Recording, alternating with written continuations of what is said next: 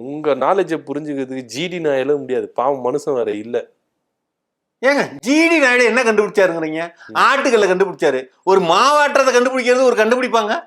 நீங்க கண்டுபிடிச்சிருக்கீங்க பாருங்க. ரூபா நோட்ல காந்தியை மாத்தணும், மதுவை கொடுக்கணும், எப்படி தண்ணி பைப்புல மதுவை கொடுக்கணும். நீங்க இன்டெலிஜென்ட் சார் நீங்க.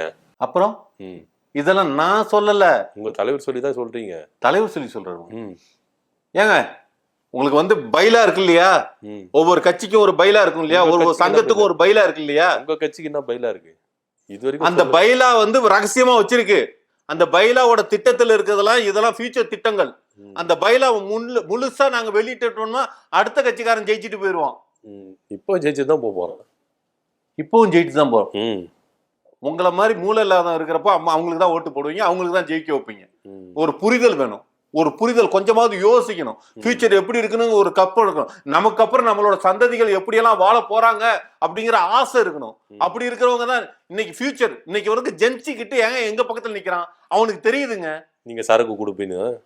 எது சரக்கு கொடுப்போம்னா ஃபியூச்சர் எப்படியெல்லாம் நமக்கு இந்த நாடும் இந்த நாட்டு மக்களையும் எப்படியெல்லாம் போகட்டும்.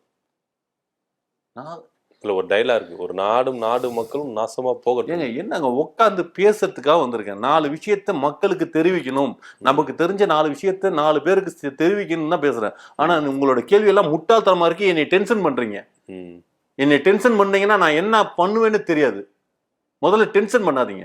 அப்ப டென்ஷன் இல்லைன்னா நீங்க நல்லா கரெக்டா பண்ணிடுவீங்க தமிழக வெற்றி கழகம். ஏங்க நீங்க பேசுற பேச்சுக்கெல்லாம் மருந்து குடிச்சு செத்தலாம் போல இருக்குங்க.